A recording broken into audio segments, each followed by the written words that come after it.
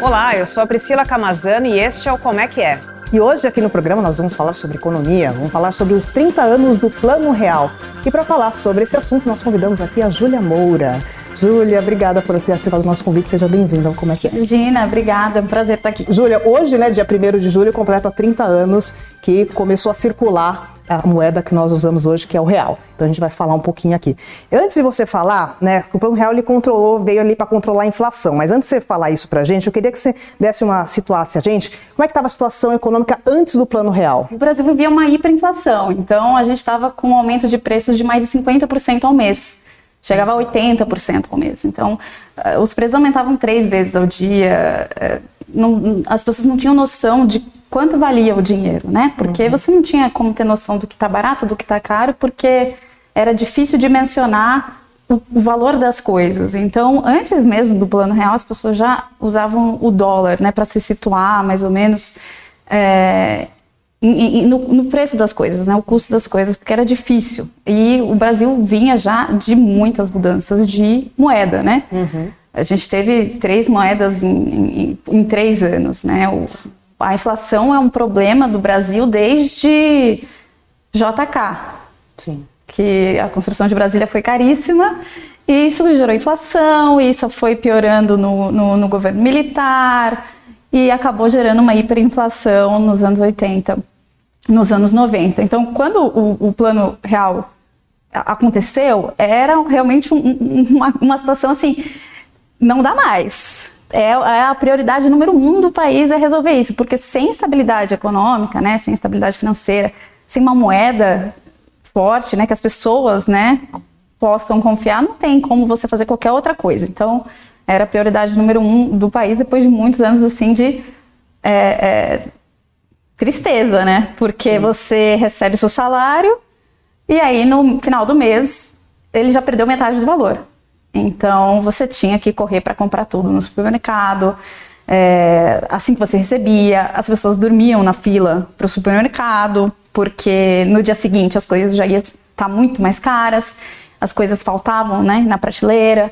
Então, é um período de muita dor de cabeça para muita gente. Sim. E qual que era a moeda antes do Plano Real? Queria que você me falasse também, e os exemplos, né, do que mudou ali com os preços, os itens, né, dos produtos do supermercado. Então, o Collor, a gente vai ter que falar um pouquinho, né, voltando um pouquinho no tempo.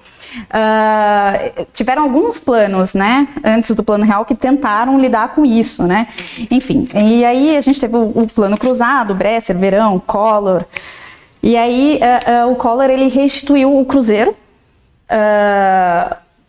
numa das medidas para tentar, né, acabar com a inflação que estava batendo ali nos 2.000% ao ano, uma coisa assim surreal, né? Então, todos esses planos econômicos, eles tentaram combater a inflação com mudança de moeda e congelamento de preços. Então, se decretava que as coisas iam valer determinado valor, então o arroz é tanto, o feijão é tanto, e assim vai seguir por determinados meses, e aí muda a moeda, corta zeros, né, para tentar conter a inflação, só que nenhum deles deu certo, né, o único que deu certo de fato foi o real. Então, antes do Plano Real, veio o Collor, né, e enfim, teve todo aquele problema do confisco da poupança, que foi uma das medidas que o governo tomou para tentar frear a inflação. Né, na teoria, né, você prende o dinheiro de todo mundo, então você impede as pessoas de gastarem, então em tese dá certo, né, e de fato, no início a inflação caiu, só que não é bem assim que funcionam as coisas não são tão simples assim, né, é outra história, então isso acabou aumentando ainda mais o problema de inflação. E aí veio o impeachment, o governo Itamar, e aí sim o Plano Real. Entendi. Daqui a pouco a gente vai falar sobre esses planos, né, anteriores, mas eu queria que você explicasse pra gente o que foi o URV, que é a Unidade Real de Valor, e como que ele funcionava.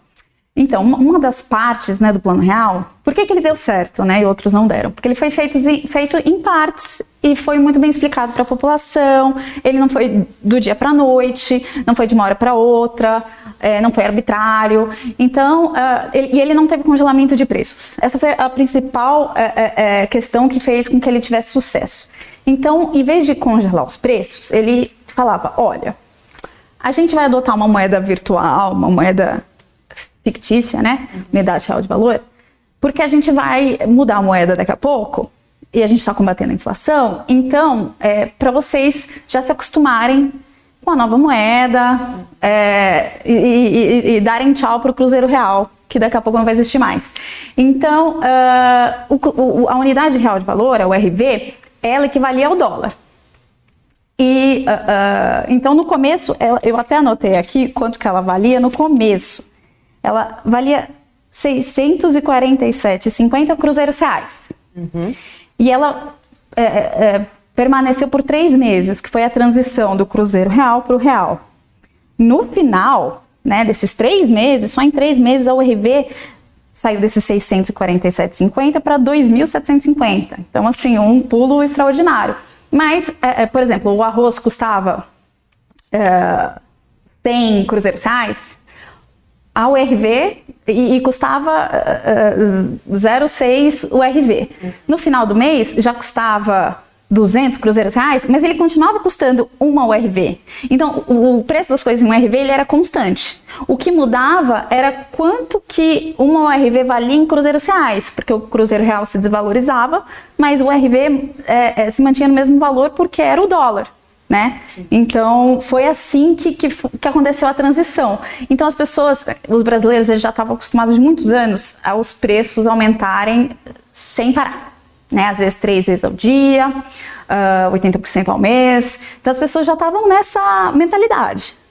O preço vai aumentar, eu não posso guardar dinheiro, porque senão vão confiscar meu dinheiro. Eu não posso esperar para gastar, porque amanhã vai estar o dobro. Então, eu preciso gastar tudo que eu tenho, comprar tudo, estocar as coisas em casa, comprar muita comida, fazer a compra do mês.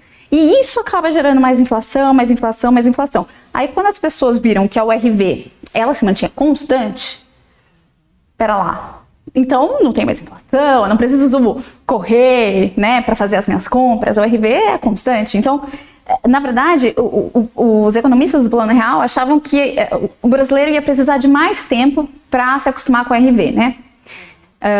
E, na verdade, não. Em 3 meses já estavam... fazer essa transição. Exatamente. Isso surpreendeu todo mundo do Plano Real, o quão rápido o brasileiro se adaptou ao RV. Sim, a gente estava falando aqui nos bastidores, né, antes de começar o programa, das filas, né, que surgiam ali nos supermercados, né, filas nos postos de gasolina. Eu tenho memória assim, da minha família contando desses casos, né, dessa corrida, porque de manhã estava um preço, à tarde podia mudar, né, tinha toda essa problemática aí com a valorização da moeda, né? Era uma correria, porque você recebia, né, no dia, todo mundo recebia no dia 5, no dia 4 os supermercados já aumentavam os preços, e aí todo mundo ia correr para o supermercado para fazer as compras do mês, porque no final do mês seu salário já não valia nada, e as coisas estavam muito mais caras, e já não tinha produto na prateleira. Então, imagina só para os supermercados, né? Você tem que fazer toda a sua venda de um mês em 1, 2 dias. Era uma coisa, né, maluca. Então, faltavam produtos, enfim, as pessoas, né, dormiam nas filas, enfim, dava confusão, porque antes, né, enfim, na época do congelamento de preços, existiam os fiscais, né, de preços, né, então... O gerente do supermercado era preso, enfim, as pessoas culpavam, né, os donos do supermercado, os funcionários do supermercado pela inflação, mas não era bem assim, né, a coisa era um pouco diferente. O meu pai, ele tinha um comércio, e aí ele vendia lá um determinado produto por um preço, chegava para ele o fornecedor e falava, ó, tô aqui para repor a sua mercadoria. O valor é tanto. E ele falava, mas esse valor que você está me cobrando para eu repor minha mercadoria é mais do que eu estou vendendo. Como? Né? Então, por isso que as pessoas ficavam aumentando, né, sem parar o preço. O preço das coisas aumentava porque a moeda se desvalorizava todos os dias e muito, né? Então, as pessoas ficavam lá, né, no supermercado, né, com a maquininha. Sim, acho que isso muita gente lembra, né, da remarcação. Exatamente, né? Várias vezes ao dia. Então, minha mãe trabalhava no supermercado. O que ela fazia? Ficava o dia inteiro remarcando o preço. Uma coisa chatíssima, mas era o que se fazia na época. Sim. E, Júlia, vamos falar agora desses planos econômicos anteriores. Queria que você me explicasse quais foram esses planos que tentaram, né, controlar a inflação. Pois enfim, a inflação, ela, como eu falei, né, ela vem desde antes da ditadura, e a ditadura acabou, né, piorando ainda mais o problema, né, e isso resultou na hiperinflação, que é a inflação acima de 50% ao mês. Então, era o problema número 1, né, do Brasil na redemocratização, resolver isso, né, como é que a gente vai lidar com isso. Então, o primeiro plano, né, de fato, foi o plano cruzado. Inclusive, muitos economistas que participaram do Plano Real, eles tinham participado já do plano cruzado. Então, teve um congelamento inicial de preços, tabelamento, a tabela da Sunab, a famosa tabela da Sunab, os fiscais do Sarney, né, que falavam assim, olha, o preço da tabela do governo é esse, você não pode cobrar diferente. Uhum. Então, as donas de casa faziam esse papel, né, de fiscais do Sarney, iam lá e brigavam com os gerentes de mercado, chamavam a polícia ia lá e prendia todo mundo, porque tinha que seguir o tabelamento, mas não deu certo, né? Porque o que acontece? Quando você congela o preço, mais seja por um período longo, as pessoas, assim que o preço volta a ser flexível, elas aumentam muito, né? Mais do que para compensar aquilo que elas perderam de inflação nesse período, já pensando que vai haver novos congelamentos. Então isso acaba gerando uma inflação um pouco depois, mas muito maior do que seria sem o congelamento. Então esse que na verdade foi a falha de todos os planos, na verdade, né? Do cruzado teve o Bresser, que era um ministro que tentou implementar esse plano, e depois teve o plano Verão, que também não deu certo, e aí depois, né, veio a primeira eleição, né, direta, e o Collor ganhou, falando que o Lula ia confiscar a poupança das pessoas. E foi lá e confiscou logo no primeiro ano de governo. Então, todos tentaram congelar os preços, achando que seria a solução, né, para o problema, mas de fato não era. Isso gerou um enorme debate acadêmico no Brasil, mundo afora, de como resolver esse problema da inflação, né, já que nenhum plano estava dando certo. Chegou uma pergunta aqui no YouTube, o Marcelo Guimarães pergunta assim, quem determinava o congelamento de preços? É possível isso acontecer hoje? Então, era uma medida econômica do governo, né? Então, a equipe econômica dos governos passados, eles determinavam que os itens básicos, né, eles teriam determinado preço por tabela. Eu acho muito difícil acontecer hoje, porque se provou diversas vezes que não é o caminho certo, né, para você combater a inflação. Entendi. E, Júlia, quais foram as medidas econômicas implementadas aqui no governo Collor e que dialogam com o surgimento do Plano Real, para a gente entender aí essa passagem, né, essa mudança? Algumas medidas, né, do governo Collor, de fato, ajudaram o Plano Real a ter sucesso. Uhum. A principal delas foi a abertura do Brasil para o exterior em termos de importação, né? O Brasil ele tinha muitas restrições a importações impostas, né, da ditadura militar. Então, ele levantou muitas dessas barreiras e os produtos importados começaram a chegar no Brasil muito mais baratos, muito mais fáceis, pela primeira vez. Então, carros importados começaram a chegar para cá e isso acaba barateando, né, o custo das coisas, porque você tem mais oferta de produto, o preço cai, fora que produzir essas coisas lá fora era muito mais barato do que produzir aqui. Então, essa foi uma das grandes medidas que ajudou o Plano Real a ter sucesso, essa abertura da economia. Outro fator também que fez com que o Plano Real dê certo foi o começo da desestatização das empresas. Então, o Collor começou a vender empresas públicas e isso o Itamar continuou e o Fernando Henrique também continuou. Então, o Brasil estava extremamente endividado, né?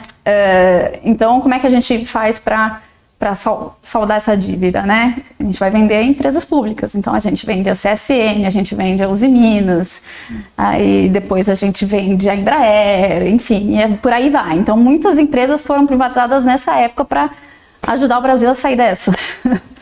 Entendi. E agora vamos falar então das etapas, porque não foi de uma vez, né, que entrou, teve algumas etapas, né, que foram implementadas. Explica pra gente, conta pra gente como é que foram essas etapas. Pois é, o Collor, né, antes do impeachment, começou essa abertura comercial, começou a privatizar. O Itamar, que era seu vice, né, assume e tenta dar continuidade a esse plano, só que sem cometer os mesmos erros do passado, né?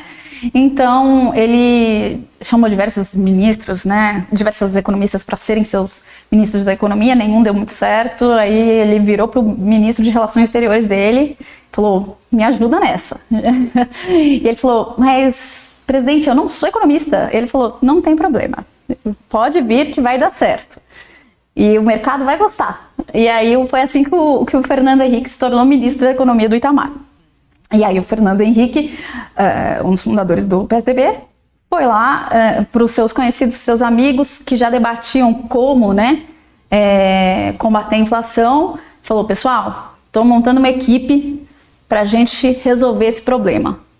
Conto com vocês. Então ele chamou muitos economistas que estudavam esse tema há muito tempo, né? Com doutorado em Harvard, no MIT. Então, eram pessoas que estavam ali no cerne, né? Estavam estudando aquilo a fundo.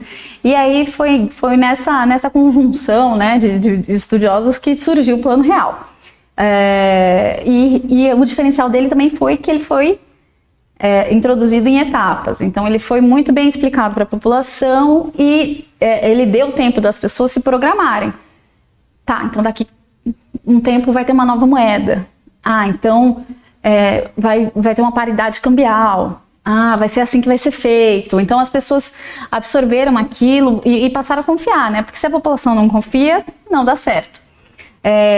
Então, a primeira medida foi a renegociação, né, da dívida externa, que o Brasil já estava devendo há muito tempo, conseguiram renegociar, ter um desconto, e aí veio a introdução da URV, o início, né, da paridade cambial, e aí depois o real com a paridade cambial, né, então 1 para 1. Todo mundo lembra disso, que era a época que R$1 valia $1. Sim, daqui a pouco a gente vai falar sobre isso, tempos distantes, daqui a pouco a gente fala melhor sobre isso. E aí foi também uma coisa fundamental, né? Por que o dólar hoje em dia está nas alturas, né? Como é que eles fizeram para resolver o problema da inflação? Eles também olharam para as contas públicas de um jeito mais enfático, né? Então, a gente vai continuar privatizando empresas, a gente vai tentar acabar com a sonegação de impostos e a gente vai renegociar a dívida dos estados e federalizar essas dívidas dos estados. Então, isso aumentou a arrecadação da União, né? E reduziu a dívida, né? Permitiu com que o Brasil tivesse novamente uma capacidade de arcar com os seus compromissos, né? Porque tinha dado um calote na dívida externa no final dos anos 80. Então, agora o Brasil estava se reerguendo, né?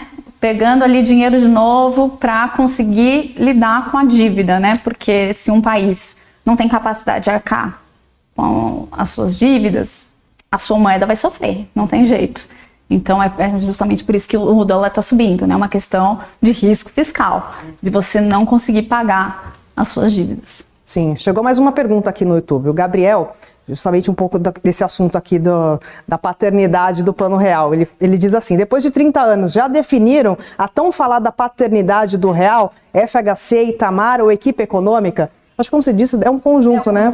É um conjunto da obra, né? Muitas pessoas participaram, assim, muitas pessoas mesmo. É difícil você elencar uma pessoa só. As pessoas falam do Fernando Henrique porque foi ele, em tese, o maestro, né? Assim que as pessoas que participaram do plano chamam, porque ele não era economista, mas ele ia lá, ele chamou todo mundo, ele convenceu todo mundo a participar de um plano que poderia ser um plano, mais um plano fracassado. E conseguiu chamar pessoas muito boas, né, nesse campo, né, de estudo para resolver esse problema. E ele conseguiu uma coisa também que é muito importante, o apoio do Congresso. Né? Você não faz nada se o Congresso não te apoia. Então ele conseguiu essa costura política e acadêmica para implementar o Plano Real. O Itamar, as pessoas também falam, putz, o Itamar fica um pouco de lado, né, nessa questão dos créditos do Plano Real. Ele deu meio que carta branca, né, para o Fernando Henrique, mas depois de alguns tropeços aí, né, com outros ministros da economia, né, enfim, do impeachment do presidente da chapa que ele fazia parte. Então, é por isso que ele fica um pouquinho de lado, de escanteio, né, mas realmente o Plano Real, ele é uma criação coletiva de acadêmicos que estudavam há muito tempo como combater a inflação. Entendi. E, Júlia, assim que o Plano Real entra em vigor, como é que ele consegue combater a inflação? Ele controlar, né? Controlar a inflação. Pois é. Além, né, de você quitar, né, essas dívidas, né, do governo, você renegociar isso, você tinha a paridade cambial. Então, o real, ele inclusive chegou a valer mais que o dólar, né? Então, um real chegou a valer 84 centavos de dólar, né? Em 94, foi o ápice do real. Por quê, né? Simplesmente porque o governo queria, né, que fosse 1 para 1, não é exatamente assim. O que o governo fez? Ele pegou as nossas reservas internacionais, né? Então, todo país tem uma conta em dólares e colocou dólar no mercado. E aí, quando você aumenta, né, a oferta, o preço tende a cair, né? Então, foi assim que ele conseguiu controlar o dólar, vendendo muito das nossas reservas cambiais. E aí, inicialmente, essa seria uma fase inicial, né, do Plano Real. Não dá para você ficar vendendo as reservas internacionais do país para sempre, né, para manter o dólar baixo. Mas isso acabou se estendendo muito mais do que os próprios criadores do Plano Real imaginavam, né, e planejavam. Mas foi assim que a inflação caiu, deu certo. E a gente, né, até hoje, a gente tem inflação, mas nunca mais a gente teve uma inflação de 20% ao mês, 50% ao mês, 80% ao mês, né? A inflação hoje que a gente tem ao ano, eles tinham praticamente ao dia, né, por semana, né, nos anos 80. Então, foi assim que deu certo. Entendi. E como é que se deu essa... equiparou, né, o valor do real com o dólar? Como é que isso... Hoje a gente imagina, daqui a pouco a gente vai falar sobre o valor hoje, né, a gente tem falado isso, mas como que se deu isso? Você fez uma matéria explicando um pouco sobre isso, né? Pois então, você precisa atrair dólares para o Brasil, né?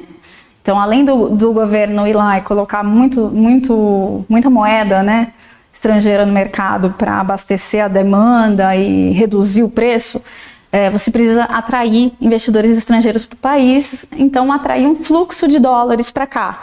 Como é que você faz isso? Saneando as contas públicas, obviamente, mas colocando o juro lá em cima, né? Então, um juro de 50% ao mês é algo que não tinha em outro lugar, né? Então, é um negócio muito interessante. O investidor estrangeiro pega e fala, juro de 50% ao mês e R$1 vale $1, eu vou investir no Brasil.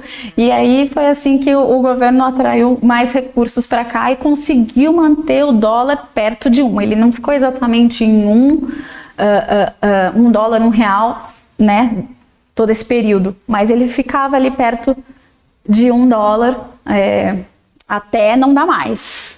E aí depois a gente chega nessa parte. E, Júlia, para finalizar, eu queria que você explicasse como é que deu essa desvalorização do real. A gente viu, né, hoje, quase agora, a Folha publicou uma matéria que o dólar está em 5,65, né?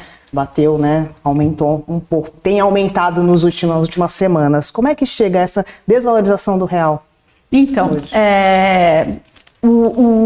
para o governo Fernando Henrique, né, segurar o dólar, manter a paridade, ele, enfim, teve que gastar, né, as reservas cambiais, se endividar de novo, né?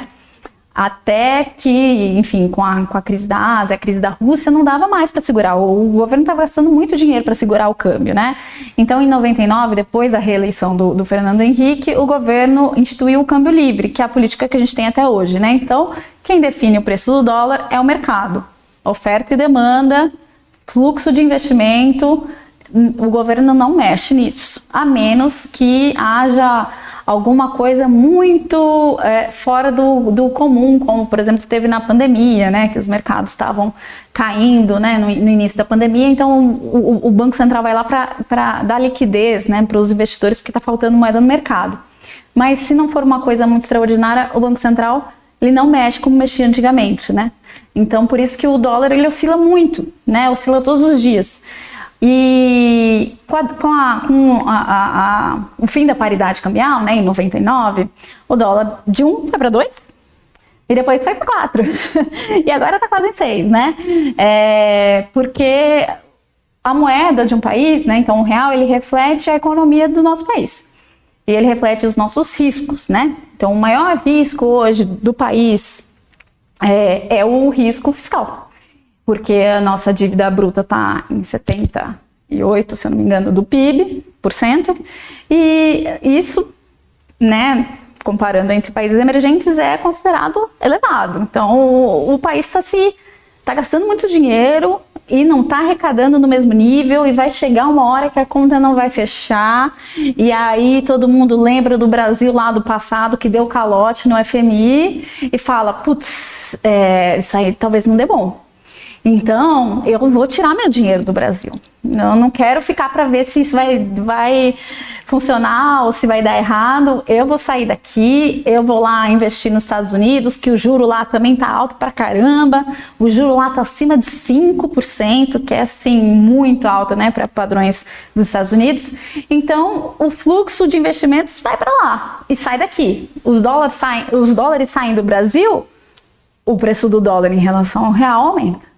Além de tudo isso, né, o presidente Lula tem dado declarações quase que diariamente, né, falando sobre não concordar com essa política de corte de gastos, né, que seria o que a pasta da economia está trabalhando agora para reduzir o risco fiscal. Bom, se o Brasil está gastando muito e não está arrecadando no mesmo nível, a gente precisa dar uma cortada dos gastos, né?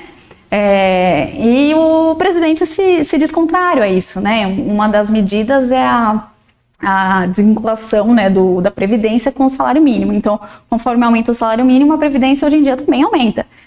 Uma das saídas para reduzir os gastos seria que isso não acontecesse mais, né? Que a Previdência não aumentasse conforme o salário mínimo aumenta. E isso o presidente Lula é completamente contrário. Então, aí o mercado fala, bom, se o presidente é contra, não vai acontecer. Não vai acontecer, o gasto vai continuar muito alto. Se o gasto vai continuar muito alto, pode ser que dê problema lá na frente. E eu não vou pagar para ver, né? Porque tem gente me pagando muito bem lá nos Estados Unidos, 5% ao ano em dólar, na maior economia do mundo, né? A mais resiliente. Então, isso acaba afastando investidores estrangeiros daqui e também aumentando o risco de tudo, né? Então, o dólar, ele também é uma proteção. Assim como o ouro, assim como títulos do Tesouro Americano. Então, quando as pessoas estão muito apreensivas com o rumo da economia, elas investem em dólar, porque é uma segurança. Então, tudo isso faz com que o dólar aumente, mas não é só Brasil, é Brasil e um contexto econômico muito desfavorável ao Brasil. Sim. Muito bem, Júlia Moura, repórter aqui de economia. Obrigada, Júlia, por ter vindo. A Folha está com uma série de reportagens sobre os 30 anos do Plano Real. Então, convido todo mundo a acompanhar lá no site da Folha. Júlia, volte outras vezes aqui no comentário. Pode deixar. Muito obrigada. E agradeço também a você que nos acompanhou até aqui. Tchau, tchau.